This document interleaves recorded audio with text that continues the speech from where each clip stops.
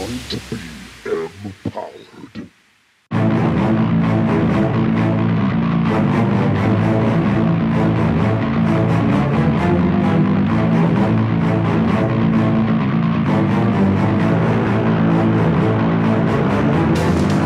A long time has passed. I can only say sorry.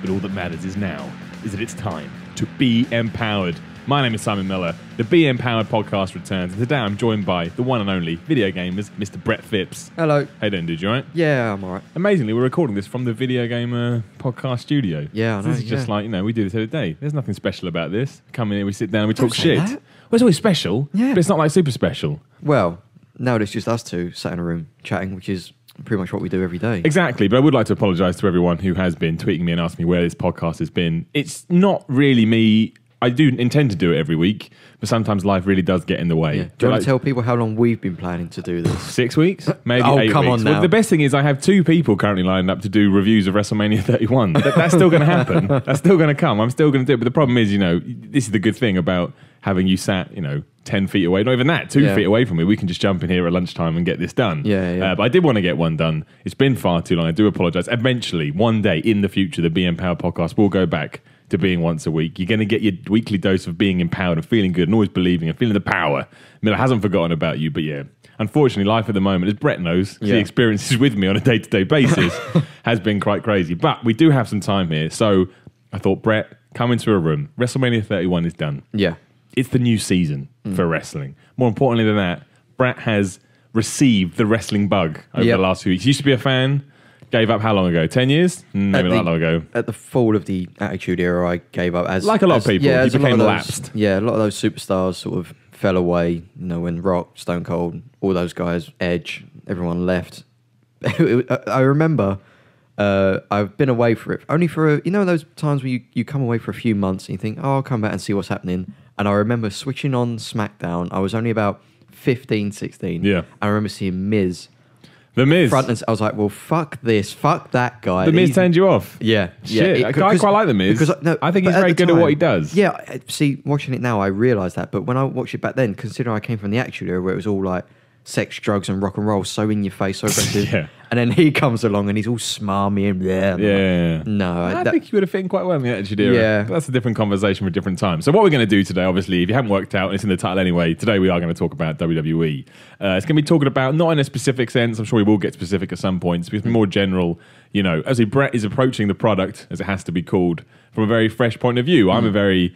we'll go with old school kind of, not cynical fan, but, you know, I've never stopped watching. Yeah. So, you know, my views will be very different to Brett. As they are, as we chat about in the office, Brett comes down on a very different sort of side of the fence to I do sometimes. But we will start where it makes most sense. You watch WrestleMania 31 on the network, obviously. Why else would you do it anywhere else?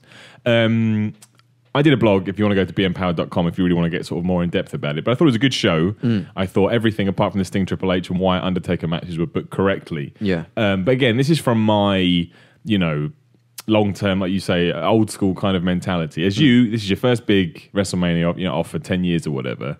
You enjoyed it, right? Yeah. I considering how little was done to build up this card, and it was such a... And the problem is as well, is I only watch Raw. I don't watch SmackDown a lot. And again, that's a hangover from when I used to Well, it's WWE's fault as well, because they don't make SmackDown a must-see show. Although, SmackDown has just been announced to move to the USA Network in 2016, which is obviously what Raw's on at the moment. Right, okay. That should make a huge difference. Yeah. That should make it feel more like a real show, rather than just being lost on Sci-Fi every week. Yeah, because one of the great things that getting to talk to you, like a passionate, in-depth fan about it, is Loser. The word's loser.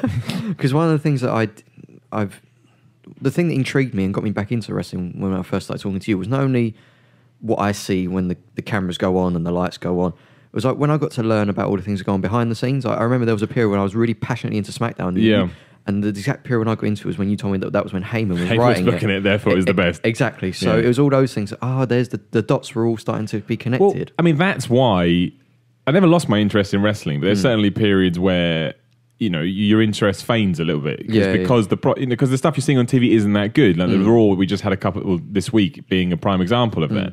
It was a very we don't know what we're doing show. We're about to go on the European tour. A lot of people are on vacation. So what do? We don't know. So a lot of wrestlers aren't on the show. People are doing double duty. The story doesn't really unfold. Doesn't go anywhere. It kind of you get to the end of the show and you're exactly where you were at the start of the show, and that's when you go, man. Sometimes wrestling just doesn't.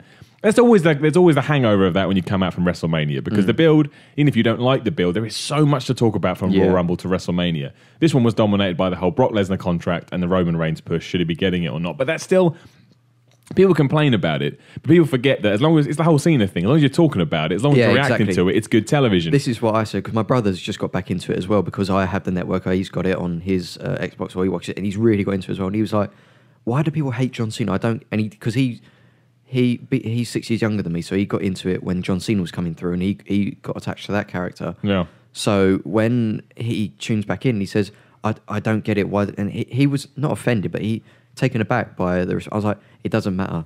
It doesn't. He couldn't match the idea of face and heel." And I was like, "It doesn't matter as long as like you said, as long as they're talking about him, be it exactly happy or hate." The other thing as well is someone coming to it fresh now probably wouldn't hate John Cena because the problem that a lot of people do have with John Cena is that he was rammed down people's throats. He always wins, and he's been there for such a long time. There's never this break from him. If you approach it now new, I don't see the reason you'd like him or dislike him would just be based on who you are as a human and your sort of gut reaction to it. Although going back to WrestleMania, I think you would. If you're not American, you dislike him for the booking of that match and the Rocky 3 storyline. Let's talk about it. Rocky 4. Okay, sorry. Rusev versus Cena. I mean, the problem I had with Rusev versus Cena was that I would have preferred it if Rusev had won. Definitely. At the time. I'm kind of coming out the other side. You know what? Fuck it. Let's just go through WrestleMania. Yeah, do you want to start at the top? Well, we'll do Cena Rusev and then we'll go on. This is so bad. I am going to get the other two people I chatted to because they do listen to this. I'm not screwing you over here. You're still coming on. We're still talking about wrestling. This just happens to be a matter of circumstance. But the only reason I don't like the fact that Rusev lost at the time, because my opinion has changed now, is because Rusev had an undefeated streak and he was built up for what? To get Cena over. Cena's already over. Like, Cena can lose, win, he can do anything now, and he's always going to be John Cena. Like, there's nothing he can do to affect his character. He's too well ingrained in the product. He is the man. And once you become the man, there's not a lot you can do really to upset it. So you kind of think, did you just push this young upstart who I think has got a lot of potential? I'm a big fan of Rusev, a huge fan of Rusev and Lana as a team. Incredibly strong as well. Yeah, I think they're awesome. But so losing to him was like, meh. But the thing is, going back to that point, because John Cena is who he is, he can take the US title, much like Daniel Bryan will go there next with the Intercontinental title, and he can make it relevant again, and he can make it important. And the problem we have with WWE TV today, and if you're a long-time watcher, you know this is the case anyway, is that the only strap that really matters is the world belt. And the only reason that has got back up to where it has been is because of the reign Brock Lesnar just had. Yeah. A couple of years ago, especially, that title was thrown around like cheese. People don't throw around cheese, but you get what I'm saying. And because of that, it lost it. And that's been the same for these secondary titles forever. Yeah.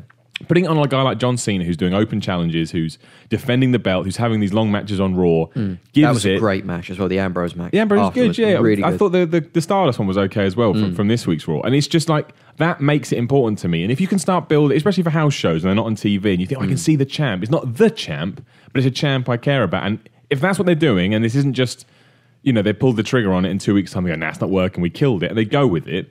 I'm a bit concerned about what happens at Extreme Rules because it's Rusev Cena 3. Yeah. And I don't think Rusev can lose back-to-back pay-per-views. I just don't. I think that's terrible. But again, Cena can't lose the belt again because you're chucking the belt around and you lose. So it's different. They put there is the in a third hard position, ending, though, where they can do a screw job and have it end so that the belt's integrity is maintained as well as the look of the character. Like Rusev can maintain. Well, my worry is, this is my third worry, is they do that by breaking up Lana and Rusev, and I don't want that either. Yeah, that doesn't serve, and it doesn't serve Rusev. Yeah, what does Lana do by herself? She loses that.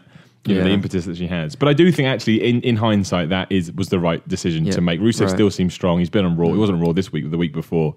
And, he just ploughed through... who the hell did he beat really quickly? Goldust. Yeah, I think it was Goldust. Yeah, it was Goldust. Going with Goldust. Yeah, no, he did, because I remember he got. I can't remember what the name of his. The Accolade. The Accolade, which is like the that submission, and Goldust's arm was free for a long time, and he just fell asleep in the lock. So of course, he's like, dude, my arm's free, and I was hoping he'd surreptitiously try and put the arm back into the lock. You didn't see nothing. Yeah. Okay, so from your perspective, like I say, what did you? Because you said the Patriot thing you thought was too much in your face. The whole America the Beautiful nonsense. Because it's 2015, and that. Like when Independence Day, that was what it reminded me of, like pre 9/11 ideology and promotion, and then when it's like, stop making this America the Beautiful promotion, because the WWE is a worldwide thing, and only if you're American will you buy into this bollocks. And Rusev's a great character, and I love that. Came out in a tank. Yeah, exactly. The thing is, he's Bulgarian, but we'll push him as a Russian. Don't worry about he's that. moved to Russia. Yeah, don't worry about residing that. from Russia. Residing in Russia. Yeah. Back and forth traveling Exactly. to America. And he's in America as well. Don't worry about any of that.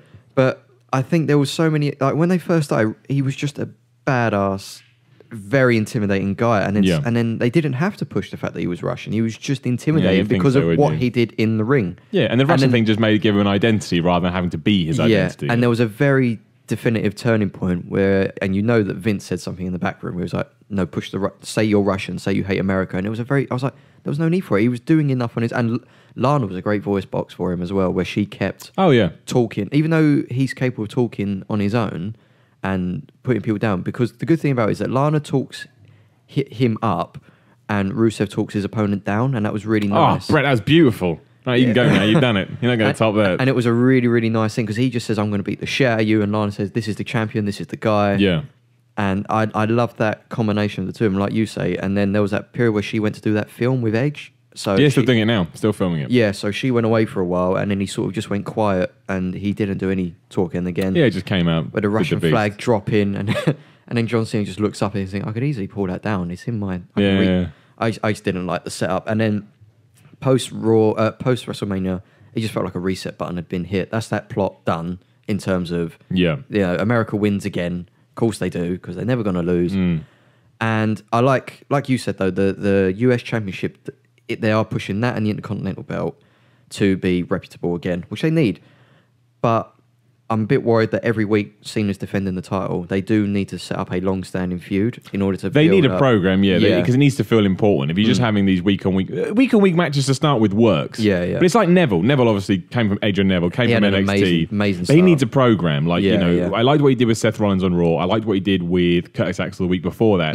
Then on SmackDown, which airs today, so you want to turn down quickly. It's just, I'm not going to say who wins, I'm just going to say the match. He fights Curtis Axel again. Right. And that's the problem. He needs to, even if you do plug him into a feud with Curtis Axel, that's fine, but do it. Give it a reason. Give me a reason to care. I don't give a shit who's fighting, as long as I know. I remember the whole Val Venus and Kai Tai stuff. Yeah. At one point in that bit, Kai Tai tried to cut off Val Venus's penis. Oh, now, God, do you remember it wasn't that? particularly good, but it had a storyline, it had an arch, there was lots of stupid relationship stuff involved, but it gave me a reason to at least be invested in it. And I think that's my only worry with... like you say, with stuff like the US title, is that Cena needs to be, they need to do whatever they're going to do at Extreme Rules with Rusev. They probably then need to go in their different directions. Let's have a really good idea to keep it going. But you need these long-term programs. You know what's going to happen next week. What's going to happen next week. And I'm probably one of the few, because again, I'm new to wrestling. It's probably a stupid opinion, but I do think there are too few belts to challenge for, because it feels like... Too few? Yeah. That's interesting, because I still think there's too many. Well, the only reason why I think that is because you've got the Intercontinental and the US, and they feel like, before John Cena took it, they feel like the guys who don't look physically big enough to go for the world. Yeah, the mid-carders, yeah. That was why I loved the Cruiserweight belt, because when Rey Mysterio won that, I was like, yeah, that fits. That's where the... Batistas and the Big Shows and the Randy... They're never going to go to that. They go for the heavies. Yeah. Whereas the Cruiserweight is definitely... Once you win the Intercontinental, like the Daniel Bryans and all that, if they elevate themselves, they go up for the Cruiserweight. There's something... There needs to be something in between the two. I see what you mean. I think to sort of... bridge the gap. Where there feels like there's a massive... Like you say, because of the reputation of the belt, there's a massive chasm between the World Heavyweight and the Intercontinental. And there's something there. And the fact that they have feuds for those belts and they don't mention the belt sums it up. The belt, isn't it? Because the best thing about the Intercontinental title back in the day was you could have a feud over the title and that's all it was. I want that belt. Yeah, that belt means something and I want it. Now you have... I mean, we'll switch into the ladder match. What do we have? 7 people throwing the belt around, R-Truth stealing it, plastic belts, potatoes. I mean, it was entertaining, but it wasn't necessarily what I want to see if you're trying to then put prestige back into that belt. You wouldn't see Bret Hart doing that for a belt. Perfect, exactly. That man would treat that belt like it was something like, And you could see, you mentioned it as well, the whole Mania thing with Roddy Piper, Bret Hart, Ric Flair, Steamboat. Such a push on they may as well have looked into the camera and gone, we can just start taking this fucking belt seriously, okay? Which is bollocks, WWE, because you're the reason we stopped. Yeah, Everyone I fucking know loves the Intercontinental title. It's you that made me think, who gives a shit? I don't like the look of the belt at the minute as well. I like the white strap. I'm a big fan. It reminds me of the Warrior. So. And the thing, because again, I came to wrestling after the Daniel Bryan push that came, and I watched that as a documentary thing. I watched it in post, and it seems like the reason why everyone is drawn to him, as much as it's a David and Goliath thing, when I watched wrestling, I wanted to be The Rock. I wanted to be not John Cena. I wanted to, Steve Austin. Yeah, exactly. I wanted to be The Undertaker. I wanted to be all these guys. Whereas when you see Daniel Bryan, you think, I can be that guy. He Exactly. looks, I can be. So that's why He's believable. Exactly.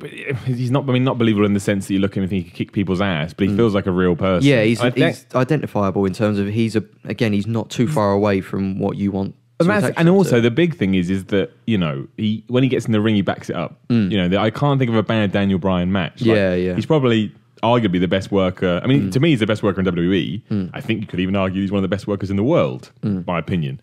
And I think that's the reason. So it doesn't matter because I've always been a big wrestler dude. I've always liked the big guys. Like even I said when I wrote that blog the other day, and we'll get to Triple H thing. I was a huge Triple H supporter back in the day because I like the whole kick-ass thing. His promos went on a bit long and he did go over too many times, but it was a case of he's a big dude, he looked good, and I just liked it. I gravitated. He looked like a superhero. So as a kid, I gravitated towards that. But with Daniel Bryan, it's the opposite. It's like you look at him and you think, that's just some dude, but he gets in the ring and he's so good. Yeah, and he never does a lift. He'll never pick anyone up, very rarely. And in his interviews as well, either be in ring or out of ring, he comes across as like a real nice... He's just a real nice guy, and it's easy to get behind him because you listen to the things he says, and he said, I want to support you. I want to see you do well because you're an honest, loyal, just good-hearted man. Yeah, do you know what I mean? And I got no reason to... And that's why he's over. That's why you see these amazing scenes where people going nuts as if it was Austin back in the day or Hogan or whatever, because they're all like... You've worked hard. But then what does Daniel Bryan say? A lot of people have worked hard. Straight away, you like him even more. You're like, he's so humble. Yeah. And that's the thing as well. It's like, for you, like, obviously, you got the main eventers. You got the Triple H, Rock, Austin. And I loved all those. But for me, I always got attached to Jeff Hardy, Edge, Christie, all those guys because of what they did in the ring. You could see them doing something ridiculous, and that's why I like watching the lucha wrestlers as well. Yeah, like you should watch Lucha Underground. You'd like Lucha Underground a lot. Yeah, that's what I mean, because those guys, the big guys, do things that I could never physically see myself doing because they don't look like me. When you see the Jeff Hardys one, they think they do stuff that don't look vastly different to you. Again, if you ever met them, they're massive, but it's the physical acts of stuff. I see what you mean. Do you know what I mean? Oddly, I was never a big fan of Edge Christian. I like the Edge and Christian tag team when they're doing their humour stuff because I thought it was funny. But Jeff Hardy I never got. I was never a big Jeff Hardy guy. And I think that's another testament to what Daniel Bryan does. But another point you made interesting there is that you said that's how you see it. The rumour is, and whoever knows of this shit, but I like bringing it up as and when, is that the reason Vince McMahon doesn't believe in Daniel Bryan is because if he looks at The Undertaker, he thinks, fuck me, look at that guy. He could kick my ass. I never look like that. Look at Austin. Oh, man, what a tough dude. Or Triple H, Brock Lesnar. He looks at Daniel Bryan. He goes, who wants to be that guy? Right. That's it. Like, I don't want to be that guy. Who's ever going to support this guy? It's fascinating that you come to it from the complete other thing. It's not that. It's that, but look what he can do despite all that other stuff. Exactly. And one thing that always gets brought up is his neck injury, and the same thing with Ziggler. It's the fact they've had these neck injuries. I definitely think it affected Ziggler's push. Yeah. I think at one time, they were never going to push him to the moon as much as people wanted, simply because he's not 6'6", 208 pounds or whatever. But yeah, I do think the problems he had. Same with Bryan. There is some stigma backstage at WWE. I don't know anything, obviously, but it's my gut feeling with people. Don't push him too hard because he's not reliable. That's their big thing. He's got to be reliable. Hence why Cena has done so well. He's fucking Mr. Superhero. I do wince every time that Bryan takes a bump and he grabs the back of his neck. I was just, oh my God. When he grabs the back of his neck, though, you do, because you don't know if he's playing it up. Yeah. Or if, because it's something that I read a report, I can't remember which website it was from, but they did say that is a concern in the back room. I don't know if they... Anyone with a neck injury, I can imagine it. I mean, because Edge talked about it as well. He had a podcast recently with Chris Jericho, and he talked about the fact that he had something very similar, but obviously to a much greater extent.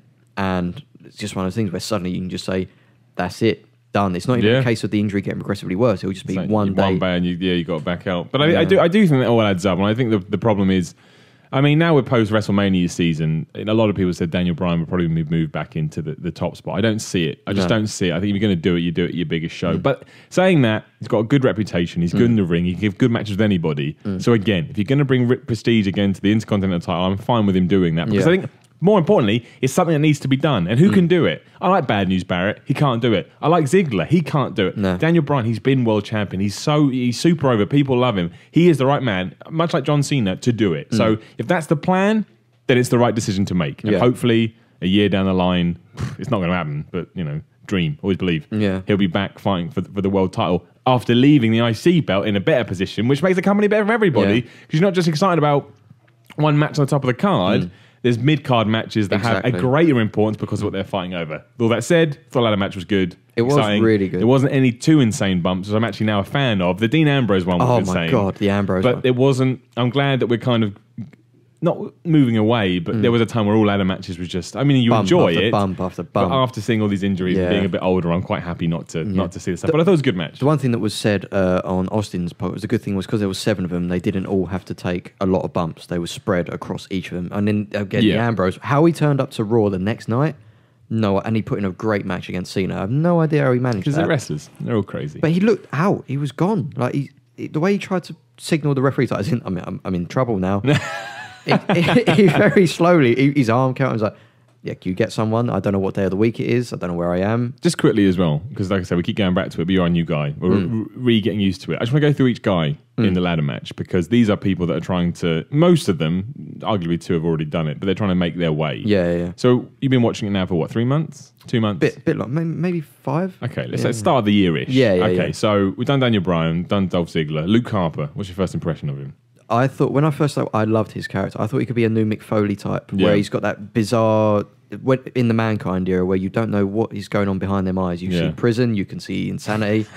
So I love the mystique behind his character, but in the ring he's very limited, because he's too big in terms of he's not physical enough. He's lumbering, but he's got potential to be something good. He just needs to be willing to sort of, from what I've seen from what he's wrestled, he needs to be willing to sort of, like that ladder match he had with Ziggler in Fastlane, was it? Yeah. Amazing match. And I love watching him. He's one of the guys who I really like watching. He just needs to be able to do a bit more on the mic. So he needs a program to sort of put him over a bit. A lot of potential, some would say, with bald heads and beards. Yeah. Stardust. He had that thing with Goldust, and that was forgotten about because he fucked up the pin. Where he's like, much. he got to 2.5. He's like, am I supposed to? Fuck, I'm supposed to kick out, and the 3 came down. That was weird. I don't like that character. He needs to sort of. He's not going to go back to Cody, I'd imagine, but. I respect the fact that he gives so much to it, and he's gone all in. He's like, well, if I've got to be this mad guy, I'm going to be the mad guy. But I don't. It feels a bit attitude, like low card attitude era, and it doesn't fit the modern. Yeah, it makes sense. Dean Ambrose. Absolutely love Dean Ambrose. He's Everyone one of my does. favorite guys. And He's so good. He's so good, and he's a very good wrestler as well. Like he does things in the ring that no one else thinks to do. Like when his move where he gets knocked, he gets a punch and he falls back and he goes through the ropes, kicks the rope, comes And back. does that close? I hate that move. You hate the I don't know move? why I hate it. I think I'm in the minority there. I really hate it. The problem is he does have a limited move set in the sense of he needs to expand, because not only do you see the same moves every fight, he does it more than once in each fight. Yeah. Like that move you'll see 2 or 3 times, and he needs to sort of. But he's very good. I watched a documentary on the network on the rise of the Shield. Yeah. And the matches you see in before NXT with him and Rollins, were very good. And Yeah. I really like his character. He's just mental. R-Truth. Filler. Been around too long. Even though, exactly. Yeah, he's a company man. I mean, he comes in when he's needed, and Yeah, probably, pretty much. he says how much he loves his dancing and all that. And when he dances in, I'm like, the fuck are you doing? Yeah, he's terrible. It's Can't not rap even- either. not even Really that bad. good. He's not even that good. I know. Bad But he news. raps for Vince as well. And it's like, why? What does he know? Genuinely? Exactly. Oh, that's excellent. Yeah. Bad news, Barrett. Ripped to shreds. Got ripped, hasn't he? He's ripped He's a to bit shreds. chubby last year. He's Yeah. come back. He's all ripped. Yeah, he's done it. Yeah, Quite I good. mean, he's very big, and He's really gave a- tall. I yeah. bumped into him once. He's fucking... Really? I don't want to bump into him. But yeah. Somewhere like that, but he's fucking massive. Yeah, he was a good wrestler, but Actually, I got a story about Bad News Barrett. Really? Because he came backstage to an event I was at to do this whole meet and greet thing. Yeah. He thought I was his mate. Because are you my mate from Stoke, wherever he's from? I was like, no. He goes, oh, all right. Bad news. But yeah, I don't know if his character will ever. Problem is, it's a heel character, no matter what, because he's English. He's got that accent. It's very abrasive, and I like him, but I haven't seen a lot of him, to be fair. Do you remember when he used to come out and do his whole, I got some bad news? No. Yeah, exactly right. So they gave him this thing. That's what we call bad news. You come out, he's like, I got some bad news, and he gives some Right. bad news. They stopped him doing it. You want to know why? He was getting too over. Oh, And really? That's WWE in 2015. Jesus Christ. We are on a limited clock today, because obviously we're doing this during our lunch period at work. We can't really go over it. So We'll do a part 2 or something. I was going to say we will do that. Yeah, But we'll definitely. cover the big matches. I mean, very, very, very quickly, Seth Rollins, Randy Orton, to me, the finish made that match. Oh, amazing. It's one of those things where I wanted Seth Rollins to win, and then as soon as they hit the RKO, I went, don't kick out. Don't kick out. Do not kick out. That exactly. is how you end a match. Orton is is one of the most natural wrestlers in the WWE. I hate him. Really? I hate as Randy a wrestler. Orton. I think he's boring. He hasn't evolved in 10 years. I know a lot of people listen to this and disagree, but he's natural, and the stuff he does is smooth and effortless. I know you can what see mean, he's though. not trying. Yeah, I know what you mean that he doesn't do anything different. But it's only now. been since this, and this is why I'm starting to warm to him more. It's only this recent face run. He's actually livened up, and he's got some personality, and he talks. Before that, it was just like whiny. You can tell. meandering. You can tell though he's come back very early since his injury got better because of how he looks physically. He's still in the process of recovery in terms of his physique, but that match was really, really good in that regard. And it's a great match. I'm getting sick of fucking J&J security though. No, I love him. Why do you like? I love J&J. They're like 2 of the 7 dwarves. Yeah, but that's why they're good. They I'm a big fan. Waddle of J&J around and they're like, oh, let me take my coat. Stop coming out of the fucking suit jacket. No, I like them. They're fun. Oh, take my coat off. I like little gimmicks like that. Jamie Noble as well. What was he? Was he in the Dudley Boys? No, that was Spike. No, he was with Nydia. It was him and Nydia. They were like some weird trailer park trans couple. It. Oh my god. Them when he and his accent. Oh my god. Hey, go back and watch the Ring of Honor with Jamie Noble. Obviously, was he good? Called Jamie Noble. I can't remember what the hell it was called. He's awesome. He's really good. Small dude, but he could work. All right, so we get to Sting Triple H. We'll just cover that and then we'll do the main event.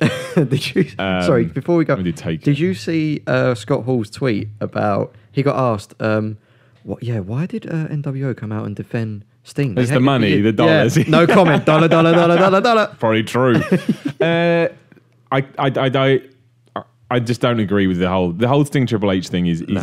And like I said, I mentioned at the start of the podcast, I'm a big Triple H fan. I've always liked him. I think what he's done with NXT is awesome. Yeah, my dad's favourite wrestler as well. He's really? Because he looks like a wrestler. That's why. If you're going to draw a wrestler, you draw him circa 2001 or whatever. Yeah. But the problem I have is that nobody wanted, apart from Vince McMahon and Triple H, Kevin fucking Dunn, because in their brain they think, if Sting wins, WCW won. That means Bischoff will come back and take him. You've won. You can have the entire WCW locker room run in right now and kick all of WCW. You still win. You're telling them to do it. You bought the company. You own their tapes. There's no one in their fucking right mind going to go, his WCW was better. Yeah. Sting transcends WCW. He just is now. He is one of these. He is the Undertaker. That is who he is. He's a character that if you're into wrestling, you know, and even if you don't, you remember him vaguely. Iconic. Exactly. So when he's fucking at WrestleMania for the first time, you want to see him win. It's this whole thing about, I don't think they did it for this, but there is this wrestling mentality when the fans have found out, don't book it, surprise them. Sometimes you watch something because you know what's going to happen and you know it's going to have a great payoff. Like a fucking rom-com. Yeah. I don't watch rom-coms, but 99% of rom-coms end with, I love you, oh, it's brilliant, fucking yeah. So with wrestling, you don't need to do that. I don't think that was the case here, but I do think that seeing Sting triumphant at his first WrestleMania, I got excited about the DX and NWO things. I still think it was an overbooked mess, and I in hindsight would have got rid of it, but it was still fun. Scott Hall taking that bump. What's he doing? He took about a week to get over. Honestly, hit the floor. Ridiculous. When he hit the floor, he thudded as well. Oh, damn right he didn't break that fall at all. But that's my problem with it, is that I don't know people. The argument, the twofold argument is one, the WCW one, I discount it completely, and the other one is that but if he's got this angle with The Rock later to build to next year, he's got to look strong. He's Triple H. No one's going to go, well, I would watch Triple H versus The Rock, but I'm not going to because Triple H lost to Sting last year. Exactly. It doesn't make any sense. No one's going to think that. It's not exactly his first loss either. You know, Triple H has been around for years, whereas Sting, the problem is I never watched WCW because when I grew up in the 90s, I either watched WCW Monday Nitro by luck when it was on Channel 5. So I don't, Channel 5. Exactly. I don't schedule programming as a kid. Or you did the fucking 6-hour tape recording for 3-hour tape to get the Royal Rumble at 3 o'clock in the morning. Exactly. Remember that? Play and record at the same time, try and 6 catch hours, it. long play. And then the worst thing was, because when WWF at the time moved to Sky, I never had Sky as a kid. I went round to my friend's house on a Thursday. We used to hang out all the time. Wrestling started at 10. What time do I have to leave my friend's house? 10 o'clock. Unbelievable. See the opening credits break. Unbelievable. So the mystique of Sting, whenever I got to see him on Monday night, it was like fucking hell. And I loved The Crow as a kid, that film. Yeah, exactly. So the gimmick was great. It was amazing. And then seeing this guy just come out and then this gimmick after gimmick, I thought, and he can still do it, like 56. And that's the other thing as well. It's not like he's limited. Like you can probably get 3 or 4 matches out of him, but now you've taken his mystique away straight away. Triple H doesn't seem any better or worse to me. No. He is just Triple H, because that's the angle he's got to. Although his leg. Well, that was weird. Hell. But Sting, I'm now like, all right. Yeah. And from a Mark perspective, I'm like, oh, Sting, you were crap. You came in and couldn't do it. Obviously, I don't think that. Do you know what was far worse than that match, though? Because no matter what happened at the end result, he gave a good match against Triple H. And a lot of people were confused about the finish because they thought he just hit him with a bit of wood and they didn't realize it was the sledgehammer. Why the fuck did he shake his hand?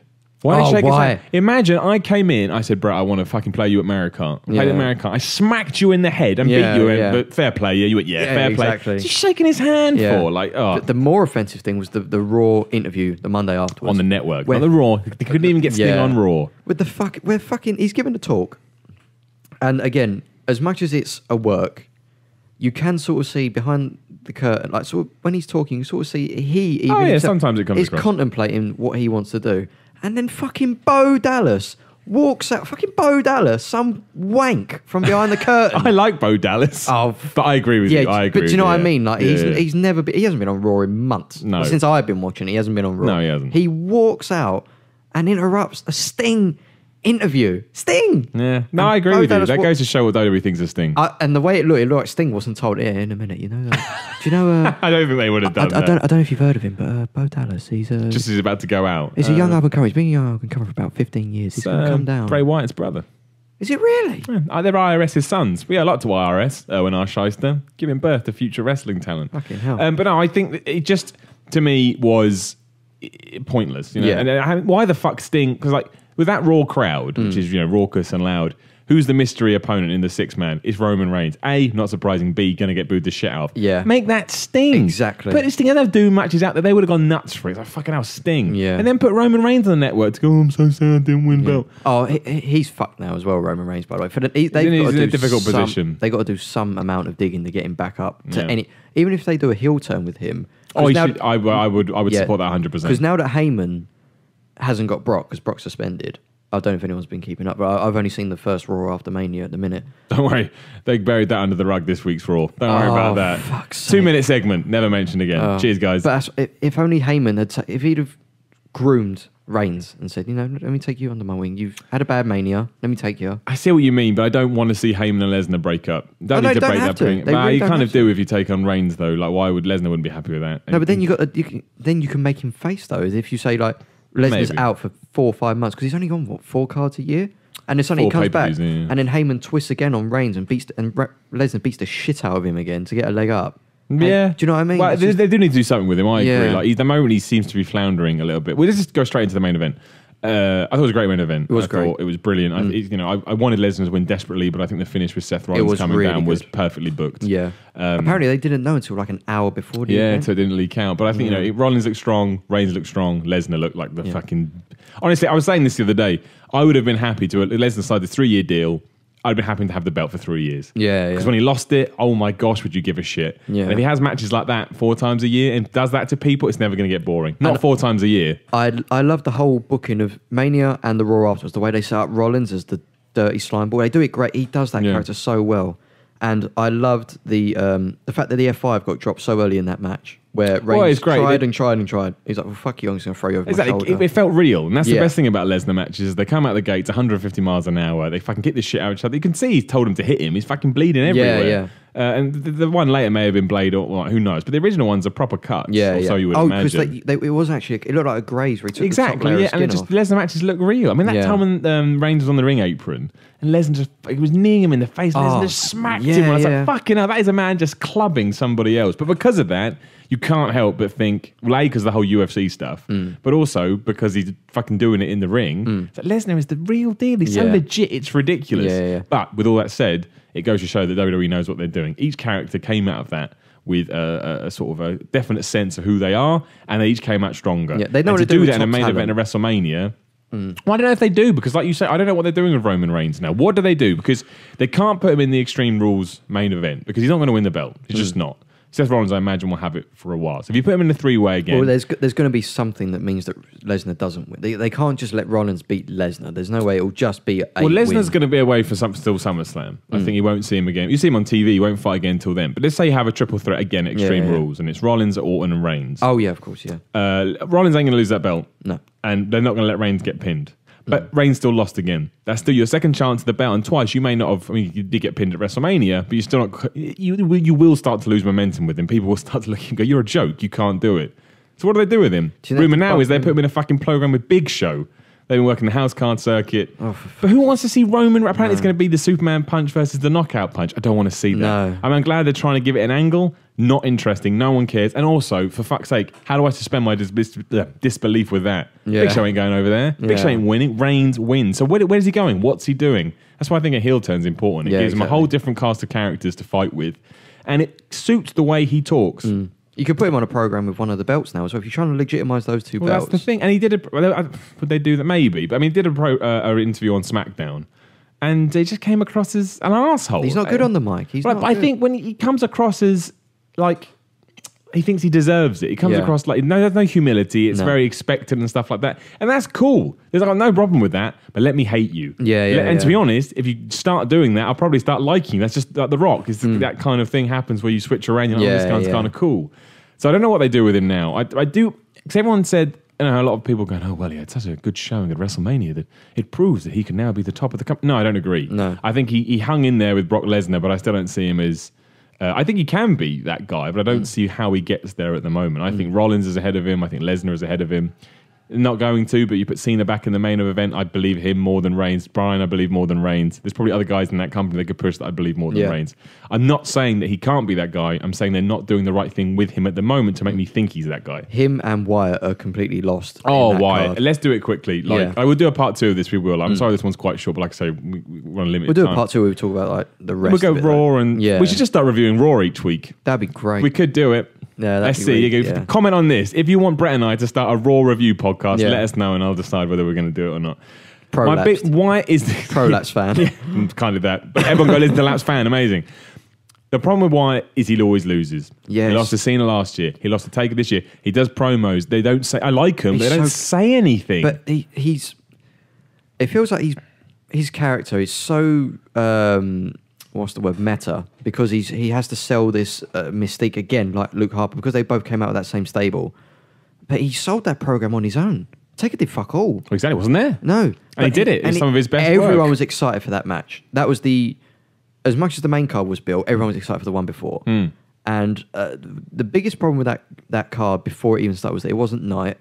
So Yeah, his but you can't blame WWE for that. No, you can't. You got to go with time zones. Yeah, You yeah. can't move the show because then your Eastern time's going to Yeah, be bad. yeah. So it does take away from some of the mystique. And Undertaker's haircut with like a doctor didn't help. his hair But- dye was like he had shoe polish. It's all over his awful. head. It's like, it's just bad. But Yeah. I don't blame them for that. But what I do blame them for is, because the whole, again, I'm going back to what I read, and people say, but wins or losses don't matter in professional wrestling. It's the fact that Bray Wyatt was simply in the ring with The Undertaker that matters. No, it doesn't. Not in 2015. Yeah, It's just yeah. not how the wrestling business works. People go, you don't know what you're talking about. Maybe I don't, but I know what my gut reaction to it is. Bray Wyatt takes on Cena after all this build-up, loses. Yeah, yeah. Takes on The Undertaker, who hasn't been in the ring for a year, loses. It's just like, eventually I go, well, why should I'm starting from I know it's not real, but from a disbelief, Just in case you weren't aware. but from a suspension of disbelief perspective, I'm like, Yeah. you can't win. And why do I think I can't win? Because if I buy into your matches, you lose. Yeah, So now yeah. I think you're a loser. You're But great on the mic. It but- doesn't. It also leaves The Undertaker in a weird position as well, because now that he's lost 1-1-1, if you look at the last two, we all know that his next WrestleMania is his last one. Well, in his probably, hometown, yeah. he cannot lose that match. No, exactly. He will not lose that match. So what's the point of this? This one's just a dud match, really. Exactly. Whereas if he had lost, Yeah. then all of a sudden you're into this amazing thing where, of course, deep down you probably think, well, he'll win. Yeah. But the story, it's what the storyline that matters. And the storyline you could have sold was he had a 21 winning streak. He's now 0-2. had 2 losses. Yeah. He's already announced he's going in the Hall of Fame. He's going to retire. Can The Undertaker, who by that point, I imagine if he's going to the Hall of Fame, will just be Mark Calloway. Be The Undertaker, but it'll be far more exposed than he ever has been. Yeah. Can he win? But The last one. Now it's just like, Imagine if they did that as Wyatt's push, and it had been a year-long thing with The Undertaker, where he beats him at WrestleMania and spends the next year rubbing it in, burying him. Exactly. Burying him in casket. They do a casket match at one of the events or something. No, Undertaker won't fight anything but WrestleMania now. Right. I don't think so. Anyway, that's my gut. Or they could have got other people involved. They could have got Kane involved. Kane Yeah. defends his honour and loses in a casket match somewhere. And just the ways of setting it up, because otherwise it leaves Because I thought it would be like we all thought it was going to be Sting v Undertaker next year, but then they fucked that up with the booking. Well, this is the thing. Even if they do that next year, though, I know Sting he's going to can't win. win, though. Yeah. Exactly, Sting won't win. If Sting's going to lose, Triple H definitely isn't to take on his last match. Yeah. Exactly. So unless they give Sting fucking Bo Dallas at 32 for interrupting his interview, Well, why not? Why not? That Could you imagine? That should be the feud. But I mean, I totally agree with you. It's just like, you know, when Wyatt he came out on Raw, cut another program where he didn't say anything, and now you're starting to get tired of it. Well, you did this when I did care, and it didn't really work out how I expected. Now you're doing it when I care even less. it's like a presidential candidate trying to speak after he's lost an election. Like, Exactly. we don't give a shit Exactly. anymore. You couldn't back it up. Yeah, you couldn't exactly. And this is why the loss to Cena last year, I think, was all ultimately worse. Because Cena could have got... I understand to a certain degree why you don't want Undertaker to lose twice in a row because he has this mystique and this aura. And you kind of... I get it. If he only loses once, that still has a certain specialness to it. If he loses twice, he lost twice. That does take away from it more. Cena could have lost that match with Wyatt. And he would have been in exactly the same position he is in now. As it would. No one would be talking about it. What they would be, no one would be talking about that Cena lost to Wyatt, but people could be talking about that Wyatt beat Cena. It's a whole different way to look at it. Wins and losses do matter when you're trying to build talent. You're very right though in the way that you say it. The word it's the order in which they say. Like you say, they would always say that Wyatt lost to Cena, whereas if they say he beat him, it's the order of which you say things that makes it very important. And that's the biggest problem with Bray Wyatt, which is a shame because at some point, I'd say so SummerSlam good. last year. He had the most... He lost to Jericho. That's what people forget. Did he really? He had a match with Jericho. I think it was SummerSlam 2014. If I'm wrong, go nuts. But he lost. He lost to Jericho, part-timer Jericho. I hate Chris Jericho. Because Jericho's a sellout. He's a sellout. He probably bought it. I don't think that would have been Jericho's call. For all I don't like about Jericho, he does like building talent. That's what gets him excited. So I assume it was a Vince McMahon call. Right. And admittedly, Wyatt got his win back. Too late. He lost to Chris Jericho. He lost to John Cena. The only motherfucker he beats is Dean Ambrose, who he beat on like a 3-month winning streak, and he only did that to make him strong so that when he lost to Taker, it seemed like something that didn't work. That, to me, more so than Sting or anything else on that card, was the biggest disappointment. And it's hurt him now. I know he cut promo on Raw. I swear he fought Eric Rowan on SmackDown. I think that's correct. Beat him. Just him being Eric Rowan is nothing. It's nothing. Eric Rowan is lost in the shuffle. That stable was fantastic. That was the reason why I got back into it, was that stable. Yeah. Rowan, Harper, and the weird thing Wyatt. about that is they deliberately broke them up without breaking them up. They just went their separate ways. Now they're fighting with each other. Yeah. I mean, the storylines that they forget and choose to ignore sometimes drives me nuts. But with all that said, it's easy to be negative about the negative stuff. I think WrestleMania 31 was a great show. It was very entertaining. I enjoyed it. I hate the musical interludes. Stop doing that. It's not the Super Bowl. I don't give a fuck about that. Whoever those... Travis Barker on the fucking drums. Yeah. Get rid of that stuff. I don't need it. He's like the one out of the Muppets when he's on the drums. What, Travis Barker? Yeah, he goes just a bit goes nuts. Yeah. Goes apeshit. And I do want to give a shout out to I thought the Battle Royal and the tag team... Battle Royal was okay. I thought the tag team match was really Tag good. team match was great. Cesaro and Kidd. Let it have a big run. Yeah. Cesaro is very, very good. And I love watching him wrestle. He doesn't have to talk. He just needs to get in the ring and wrestle. That is awesome. And also, again, with the Lucha Dragons, as much as Sin Cara is the one who goes in and gets the shit beaten out of him before... what's the other one called? I can't remember his name. Sin Cara and Castello, whatever his name is. Castellas, I can't remember his name. Yeah, him. He's very... When his debut on Raw, it was done the same night as Neville. Oh, it's perfect. So amazing. And it was with Cesaro, wasn't it? Because Cesaro's strong enough that if you stood on him... Yeah, and don't forget as well, they pulled that out. They'd had some matches recently where they fucked up all their spots. Yeah, they But put them on the big time, they got it right. I remember that fair play to NXT them. where they try and it just doesn't Sin hit. Cara likes botching spots. Okay, so unfortunately, we have run out of time. We have to go back to work. But here's the deal. Brett and I, on a Tuesday, work in the same office more often than not. That is the day after Raw. If you would like a weekly, and I'll put it in the Be-Mpowered thing. I'm not saying it will be the Be-Mpowered podcast. That will carry on. I get people on. We'll talk about games, movies, whatever. If you would like a subsection to the Be-Mpowered podcast, it'll come up in this feed where Brett and I review Raw. And we'll call it the Week in Wrestling. That's nice and original. No, it isn't. Drop me a line at Simon Miller 316. Drop Brett a line at Invertebrett. The worst Twitter name ever. How do you spell it? INVERTEBRETT? I'll just say because I lost track. Okay, but you'll find that is it. You'll You find said it. all Let of us it, know. We will do a part 2 of this anyway. Brett will be on the Be-Mpowered podcast anyway, talking about other stuff. But if you would like a dedicated weekly podcast, and we can get other people on as well. Burns is here. We can get people on via Skype. I know like wrestling I do want to chat to. Let me know. Tweet me, tweet Brett, leave a comment, whatever, and we'll go. But either way, next week, part 2 of this Be-Mpowered podcast. Bye. That wasn't the end.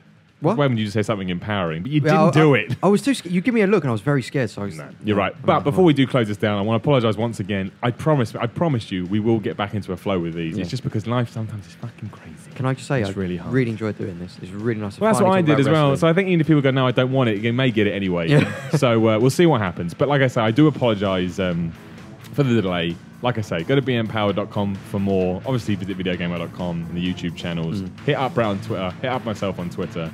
Let us know what you want. Either way, we'll be back with part 2 next week. Stay true. Stay fucking true.